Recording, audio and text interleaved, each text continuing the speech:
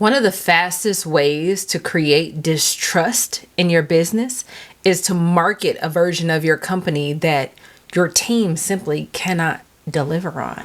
My name is Aubriana, and I am the founder and principal consultant of Black Unicorn Creative.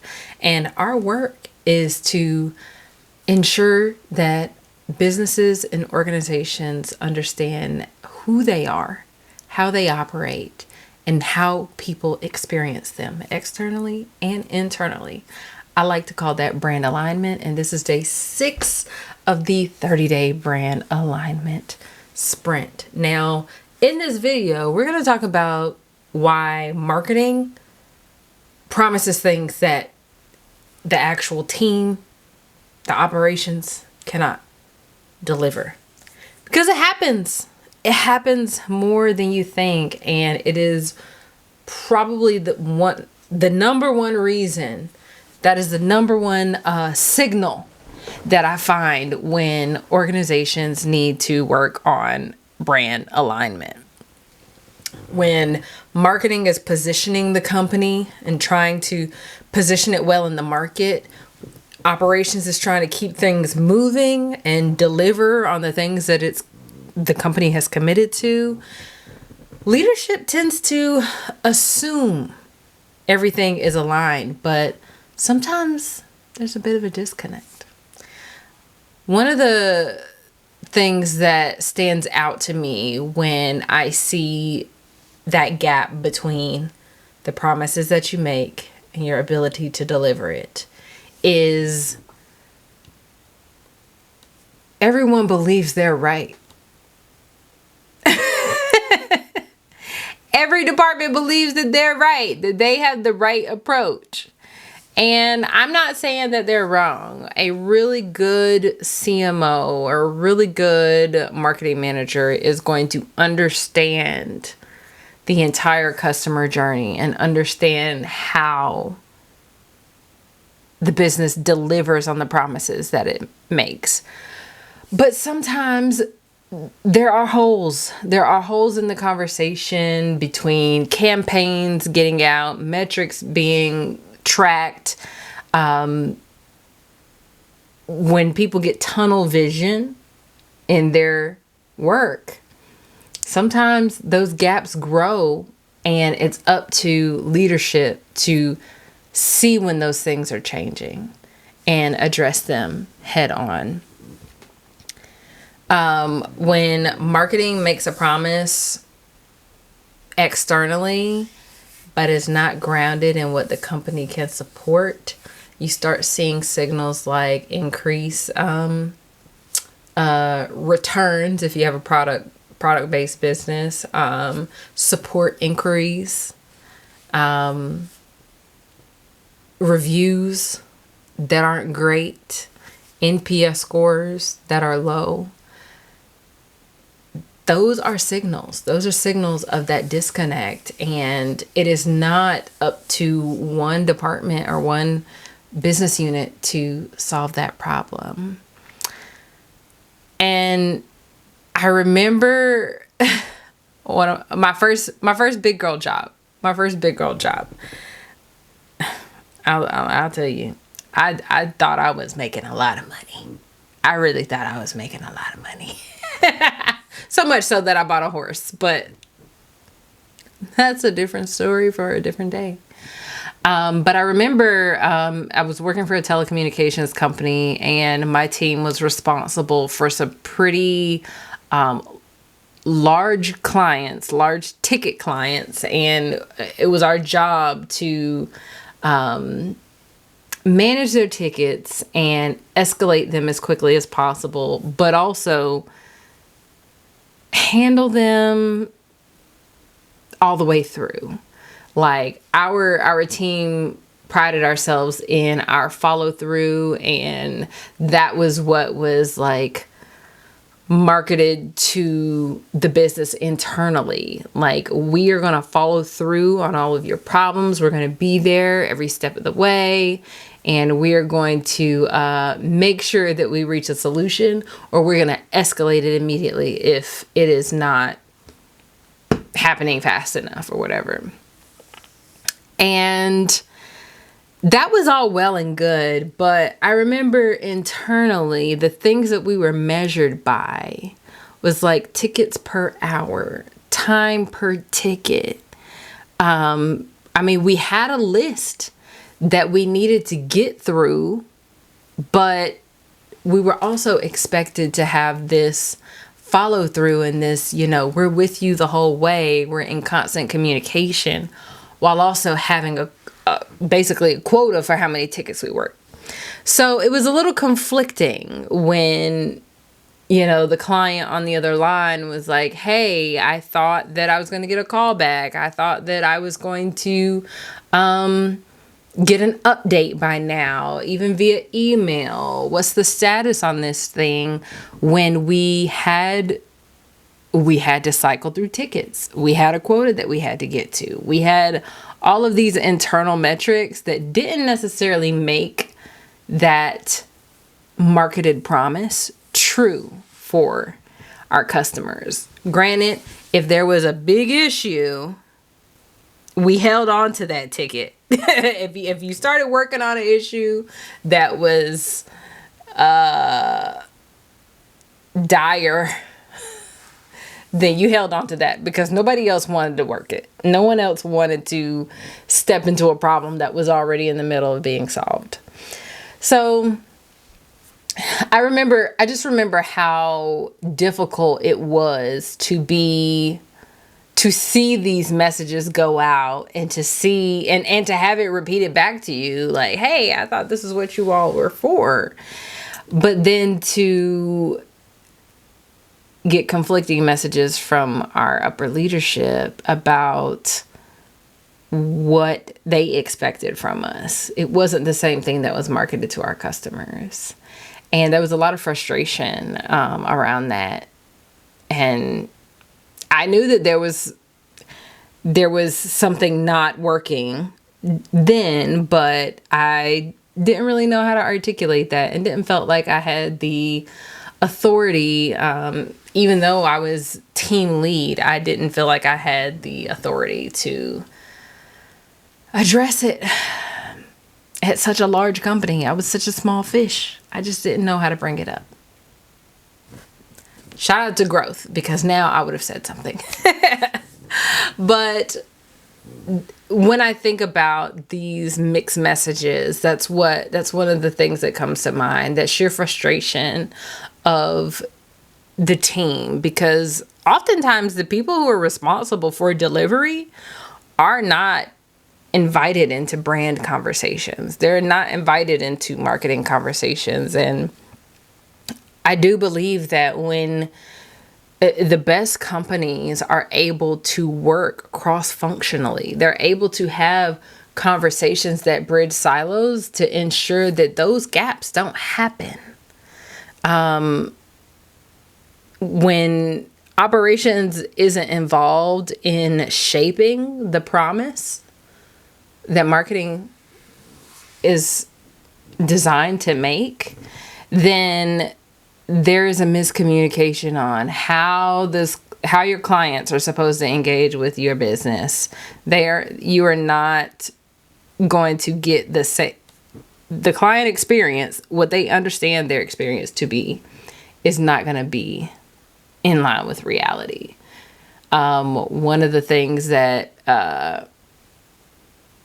pops into my mind recently that happened was the outrage around Hanifa. Is a Black woman owned clothing brand, and despite their best efforts to communicate and set expectations of pre-orders and when things would ship and how things would ship if items were ready, if you had multiple items in your order, but they weren't all ready at the same time.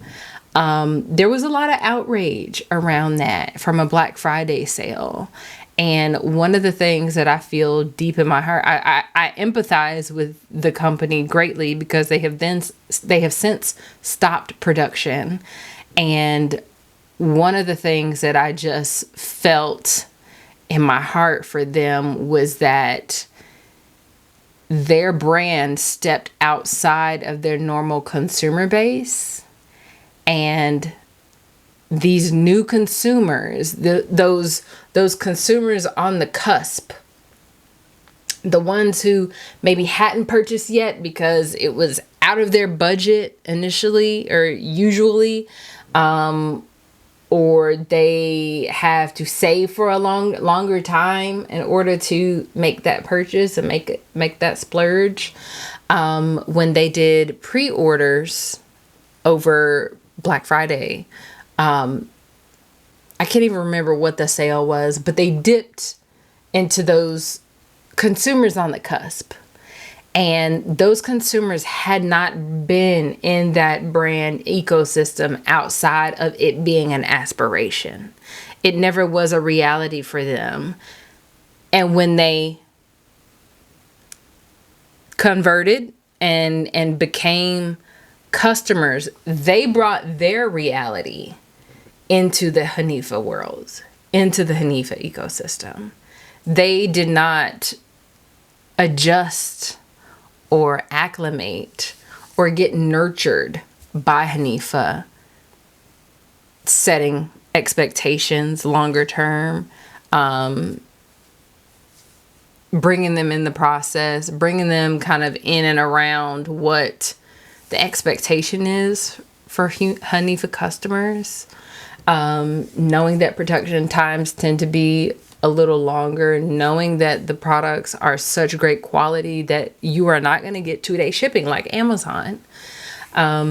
Stepping outside of their normal customer base absolutely impacted the brand, as far as the brand sentiment on the internet, all of the additional logistics challenges of people, reaching out for their orders, being upset by not receiving their orders, being upset by even the response that was given that reiterated what was said before they ordered.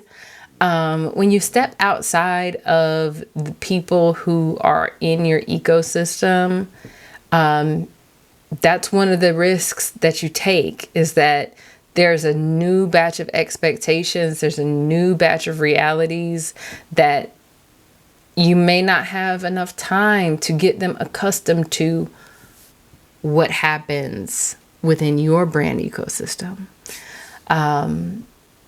So my heart goes out to them, and I'm just curious to see and curious to watch how the company evolves or comes back, if they decide to come back after all of the stress and the having to deal with all the drama, basically, when delivering on those products. So, I mean, that really just speaks to the customers being disappointed. I know that when you have that gap between what marketing says and what the operations can deliver, there's disappointment felt by the customers, but sometimes the employees can feel that same disappointment and same frustration. As leaders, though, our curiosity around why that disconnect happens should lead us to ask a couple questions. When we send out marketing messages, we need to do a reality check. Is this what we actually do? Is the message that we're sending out actually what's happening with inside the business? Can we say, hey, hassle-free returns, and then point exactly to the process to where the returns are no longer or don't have any hassles? Can we point to that process, that SOP, that expectation, that way the customer can actually submit returns and say, this should be hassle-free for anyone? Then, could we do this consistently on our worst day? Whatever it is that you are promising, can you do that consistently on your worst day? Is it so ingrained within how your business operates, that on your worst day, that is the experience that you can deliver. If not, it's not just that there is a marketing problem. It is that the connection between marketing and operations is severed. And you need to work on aligning that gap and closing it so that you don't lose your customers and you don't breed frustration within your team. It's not really just about fixing the language in marketing, because if you should be offering, free delivery or delivery within 5 days, if that is the expectation and the way that you're going to position yourself to stand out in the market from other businesses like you, then you need to create the process to be able to do that. But if that is not the message that you want to convey, because you simply cannot or have not been able to produce that result, then change what you're promising. Nobody likes unkept promises. So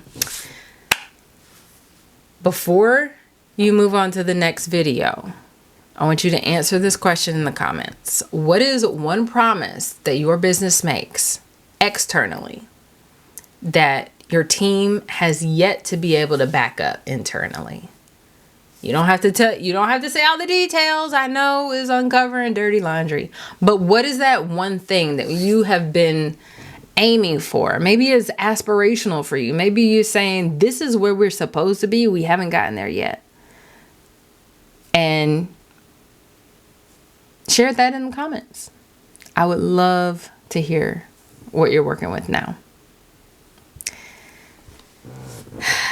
These gaps, man. I love a gap. I will be doing a video on alignment gaps very soon, but they don't close on their own. And the longer they stay open, the more it's going to cost you, whether it's in trust, in people, or in revenue in your business. Thank you for watching another day of our brand alignment sprint, and I'll see you in the next video. Bye.